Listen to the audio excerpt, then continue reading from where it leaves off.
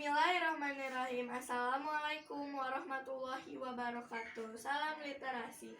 Yang terhormat Dewan Juri Leksambedas Kabupaten Bandung, pada kesempatan ini izinkan saya Jasmine Maiswari Mustika Putri, kelas 6 dari SDN Rancaikek 4, Kecamatan Rancaikek, Kabupaten Bandung akan menyelesaikan tugas berupa tantangan membuat pidato dalam bahasa Indonesia. Tugas ini diberikan oleh Leksambedas untuk bulan Juli ini. Adapun pidato yang saya buat bersumber dari buku yang sudah saya baca. Buku yang saya baca berjudul Sejarah Hidup Nabi Muhammad SAW yang ditulis oleh Haji Abdul Somad LCMA yang diterbitkan oleh penerbit Mutiara Media pada tahun 2019 dengan jumlah halaman 196 halaman. Ini bukunya. Yang terhormat Bapak Bupati Kabupaten Bandung, yang terhormat Ibu Kepala SDN Rancaikek 4, yang terhormat Ibu Bapak Guru SDN Rancaikek 4, yang tercinta teman-teman di SDN Rancaikek 4. Hadirin yang dirahmati Allah, saya akan membacakan pidato yang saya buat. Assalamualaikum warahmatullahi wabarakatuh. Robbi sohri sodri wa yassirli amri wahlul uqdatam min lisani yafqahu qauli. Amma ba'du. Puji syukur mari kita panjatkan kepada Allah Subhanahu wa taala. Karena berkat rahmat-Nya lah kita masih diberi nikmat iman, nikmat Islam, sehat dan mendapatkan perlindungan dari Allah Subhanahu wa taala. Tidak lupa sholawat beserta salam semoga senantiasa terlimpah curahkan kepada junjungan kita Nabi besar Muhammad Sallallahu Alaihi Wasallam. Hadirin yang dirahmati Allah, Nabi Muhammad lahir pada hari Senin tanggal 12 Rabiul Awal tahun Gajah. Kenapa dinamakan tahun Gajah? Karena kelahiran Nabi Muhammad bertepatan dengan serangan pasukan Abraha yang hendak menghancurkan Ka'bah. Pada saat Muhammad lahir, cahaya terang benderang menerangi istana-istana di Rum. Semua penduduk heran, tidak tahu dari mana asal cahaya itu. Dan api abadi yang tak pernah padam di Persia tiba-tiba padam.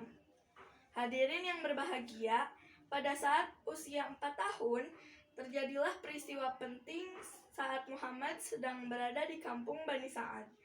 Pada saat itu, Jibril datang, kemudian Jibril membelah dadanya dan mengeluarkan jantungnya, lalu mencucinya. Dan pada saat usia 6 tahun, Muhammad dibawa oleh ibunya untuk berziarah ke makam ayahnya.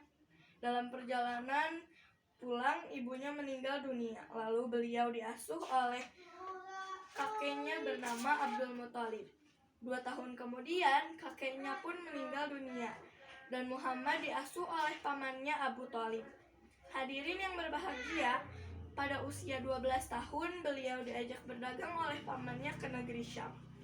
Di perjalanan menuju Syam, beliau bertemu dengan seorang pendeta dari gereja bernama Bahira.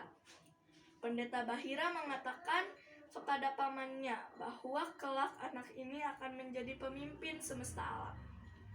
Pendeta ini pun meminta pamannya balik arah pulang dan tidak melanjutkan ke negeri Syam. Pada usia 25 tahun, Muhammad menikah dengan Siti Khadijah dan mempunyai 7 keturunan.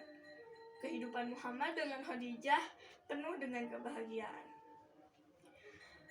Hadirin yang dirahmati Allah, pada usia 40 tahun, Muhammad menerima wahyu pertamanya di Gua Hiro, yaitu Quran Surat Al-Alaq ayat 1-5.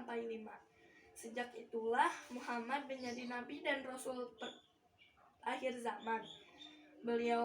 Selama beliau berdakwah, banyak ujian-ujian yang diterimanya.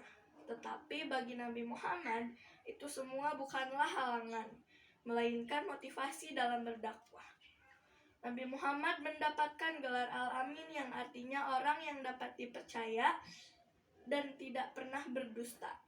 Hadirin yang dirahmati Allah, pada hari Senin tanggal 12 Rabiul Awal tahun 632 Masehi, Nabi Muhammad wafat dalam usia 63 tahun.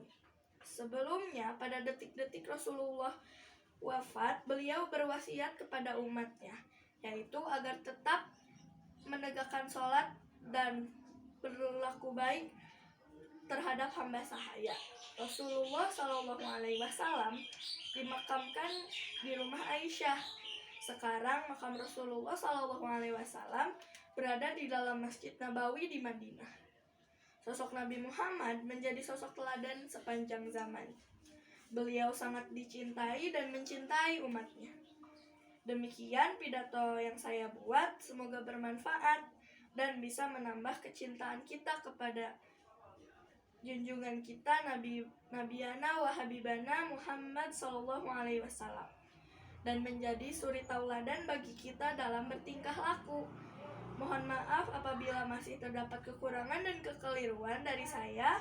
Akhirul kata, wassalamualaikum warahmatullahi wabarakatuh. Salam literasi.